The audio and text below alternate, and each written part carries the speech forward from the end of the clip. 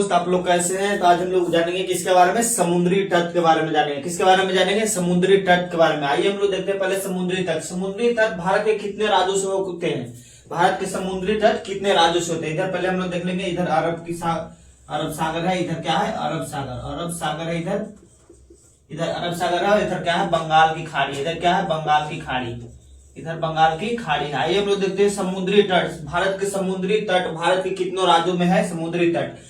भारत के समुद्री तट कितने हैं, 9 राज्यों से होकर गुजरते हैं। कितने राज्यों से, 9 राज्यों में समुद्री तट है। भारत के कितने राज्यों में, 9 राज्यों में। आइए हम लोग देखते हैं कौन कौन से राज्य है जो समुद्री तट है। सबसे पहले देखेंगे गुजरात। गुजरात जो है समुद्री तट से निकलता है। समुद्री तट में है महाराष्ट्र हो गया, गोवा हो गया, कर्नाटक हो गया, यहाँ केरल है, यहाँ तमिलनाडु है, यहाँ आंध्र प्रदेश है, यहाँ उड़ीसा और पश्चिम बंगाल है।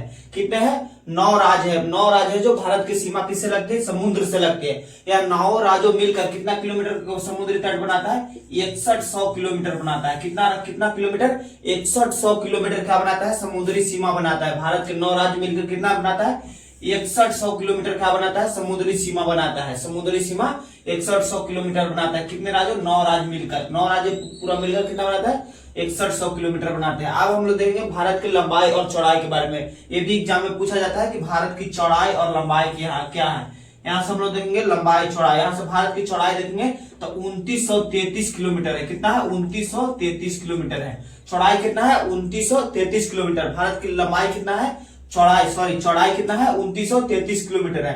अब हम लोग देखेंगे लंबाई, जो यहाँ से लंबाई है, लंबाई देखेंगे यहाँ से उत्तर से दक्षिण में लंबाई होगा, ये कितना है 3214 किलोमीटर है। कितना है, 3214 किलोमीटर। भारत की लंबाई कितनी है, 3214 किलोमीटर और चौड़ाई कितना है, 2933 किलोमीटर। याद रखिएगा, ये भी एग्जाम में क्या करता है, पूछता है। अब हम लोग समुद्री तट के बारे में, भारत में कितने समुद्री तट है उसके बारे में जानेंगे, समुद्री तट के बारे में। यहाँ पहले देखेंगे गुजरात के क्षेत्र वाला। गुजरात के क्षेत्र को क्या कहा जाता है, काठियावाड़ का तट कहा जाता है। कौन सा तट कहा जाता है, गुजरात वाले समुद्री तट को, गुजरात के जो समुद्री तट है यह काठियावाड़ का तट कहा जाता है। कौन सा तट, काठियावाड़ का तट कहा जाता है। अब हम लोग महाराष्ट्र, ये क्या है महाराष्ट्र। महाराष्ट्र में जो समुद्री तट लगता है और गोवा, ये छोटा सा राज्य कौन सा है, गोवा। गोवा और महाराष्ट्र के जो समुद्री तट है उसे कोंकण तट कहा जाता है। कौन सा तट कहा जाता है, कोंकण तट कहा जाता है, महाराष्ट्र और गोवा वाला क्षेत्र को। अब हम लोग देखेंगे कर्नाटक वाले क्षेत्र को। कौन सा वाला क्षेत्र को, कर्नाटक वाले क्षेत्र को। कर्नाटक वाले क्षेत्र को किनारी तट कहा जाता है। कौन सा तट कहा जाता है, किनारी तट कहा जाता है। कर्नाटक वाले समुद्री सीमा को कौन सा तट कहा जाता है, किनारी तट कहा जाता है।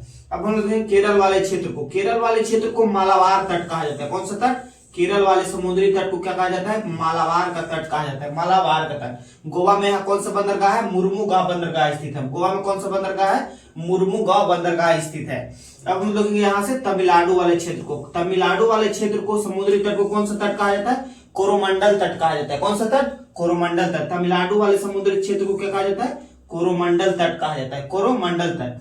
अब हम देखेंगे आंध्र प्रदेश और उड़ीसा वाले क्षेत्र को। आंध्र प्रदेश और थोड़ा सा उड़ीसा आ जाता है, उसको कहते हैं उत्तरी सरकार का तट कहा जाता है। कौन सा तट, उत्तरी सरकार का तट कहा जाता है। और यहाँ देखेंगे आधा उड़ीसा और पश्चिम बंगाल वाले क्षेत्र को क्या कहा जाता है, उत्कल तट कहा जाता है। कौन सा तट कहा जाता है, उत्कल तट कहा जाता है, उत्कल तट कहा जाता है। आई होप आप लोग समझ गए होंगे समुद्री तट के बारे में और 9 राज्य जो समुद्री सीमा बनाता है उसके बारे में। तब तक के लिए धन्यवाद, जय हिंद।